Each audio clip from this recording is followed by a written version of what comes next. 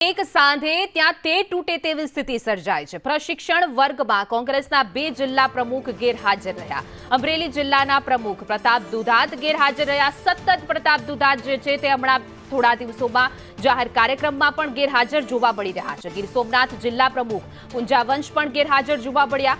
છેલ્લા 8 દિવસથી પૂંજાવંશની સતત ગેરહાજરી જોવા મળી રહી છે। કોંગ્રેસમાં એક સાંધે ત્યાં તે તૂટે તેવી સ્થિતિનું નિર્માણ થઈ રહ્યું છે।